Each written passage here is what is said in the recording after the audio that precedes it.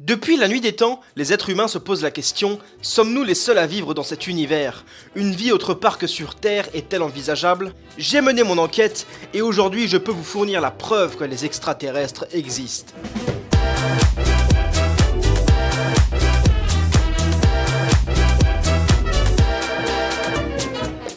On va commencer plutôt doucement.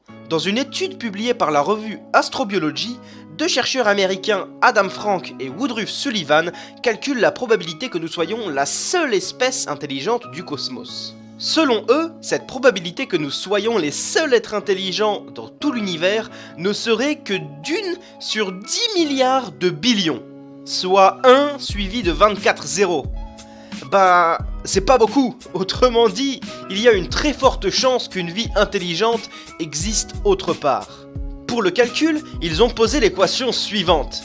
Ça a l'air compliqué, mais tout est logique. En détail, on a n étoiles, le nombre total d'étoiles dans l'univers, Fp, la fraction d'étoiles qui forment des planètes, car toutes les étoiles ne forment pas de planètes, Np, qui est le nombre moyen de planètes propices à la vie par étoile avec des planètes, Fl, la probabilité qu'une planète habitable développe la vie, Fi, la probabilité qu'une planète avec la vie développe l'intelligence, et Ft, la probabilité qu'une planète avec de la vie intelligente développe la technologie. L'équation s'écrit aussi en version simplifiée, mais j'aime bien rentrer dans les détails. Je sais que certains d'entre vous restent perplexes, mais ne vous inquiétez pas, vous n'êtes pas les seuls. Les scientifiques ont quand même déclaré que la partie FBT de l'équation était incertaine, car de 1, on n'a aucune théorie pour affirmer ces estimations, et de 2, on n'a qu'un seul exemple connu de l'événement et de l'histoire de la vie intelligente et la technologie. Je vous laisse deviner. Hein? Bon, ok? Voilà. Pour ce deuxième indice, on va rester dans les calculs mathématiques. Mais ne vous inquiétez pas, maintenant que vous maîtrisez le sujet, ça va aller vraiment plus vite et vous allez tout de suite comprendre. Si je vous parle de Drake, vous allez me dire que je vous parle du célèbre astronome américain, fondateur du projet SETI. Quoi?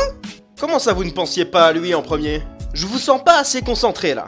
Plus sérieusement, je vais vous parler de l'équation de Drake, de Frank Drake. Cet astronome américain aurait suggéré une équation permettant d'estimer le nombre potentiel de civilisations extraterrestres dans notre galaxie la Voie lactée avec lesquelles nous pourrions entrer en contact. C'est-à-dire que le mec il a poussé le délire vraiment très loin. Tout à l'heure je vous parlais de l'univers, mais le mec s'intéresse seulement à notre galaxie. Mais quelle est cette équation? Eh bien la voici! Ouais, je sais, c'est pas beau à voir, mais attendez, c'est pas si compliqué, il y a des choses qu'on a déjà vues.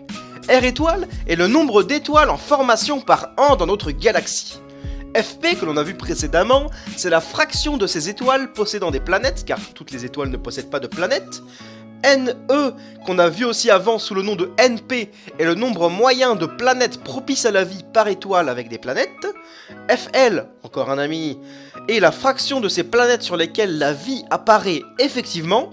Fi, rebonjour, est la fraction de ces planètes sur lesquelles apparaît une vie intelligente. Fc est la fraction de ces planètes capables et désireuses de communiquer. Et enfin, grand L, la durée de vie moyenne d'une civilisation en années. Ne vous inquiétez pas, je ne vais pas vous lâcher comme ça, voici une application numérique. Drake avait pris à l'époque, en 1961, les valeurs suivantes. Je vais pas vous les citer une par une, mais le résultat final donne grand N égale 10, civilisations en mesure de communiquer avec nous dans la Voie lactée. C'est beaucoup quand même. Et pour les mêmes raisons que la première équation que je vous ai présentée, ces résultats font suite à beaucoup de débats. Il est vrai qu'on se repose sur des données approximatives, mais je le rappelle, ces résultats ne restent qu'une proposition. Assez parlé de maths. Il y a beaucoup d'histoires à raconter sur le sujet, mais celle qui m'a le plus parlé est celle de l'américain Boyd Bashman. Sur son lit de mort, cet ancien scientifique de la zone 51 a déclaré dans une vidéo que les extraterrestres existaient vraiment et qu'il pouvait nous le prouver. Étant un ancien chercheur, il avait accès à de nombreuses données confidentielles qu'il était tenu de ne jamais divulguer. Mais bien heureusement pour nous, il a parlé, et ce qu'il a à nous montrer est quand même effrayant. Il affirme que des citoyens américains travaillent 24 heures sur 24 sur les ovnis et les vaisseaux extraterrestres. Il nous montre les clichés d'ovnis ou extraterrestres qu'il a pu obtenir et qui proviennent de cette zone 51. Il précise quand même que 2 groupes différents d'extraterrestres y seraient étudiés, comme si un seul ne suffisait pas pour nous faire froid dans le dos. Il utilise une métaphore pour nous les décrire. Je cite, « C'est comme un ranch de bétail, il y a un groupe de cowboys et les autres sont des voleurs, les voleurs de bétail. Les cowboys sont nettement plus amicaux et ont de meilleures relations avec nous. » Alors comme ça on est déjà rentré en contact avec les extraterrestres sans me le dire. Ça aurait pu faciliter mon enquête, hein, je vois qu'il y a des gens qui veulent pas que je fasse mon travail ici. Je suis conscient que certaines personnes pourraient encore rester perplexes, mais pourquoi est-ce que ce vieil homme mentirait ? Certains diront qu'il a perdu la tête, mais où aurait-il cherché toutes ces images ? Je pense vous avoir fourni assez de preuves pour affirmer l'existence de ces extraterrestres. À vous de juger si vous y croyez ou non, mais rappelez-vous qu'on n'est jamais à l'abri de mauvaises surprises.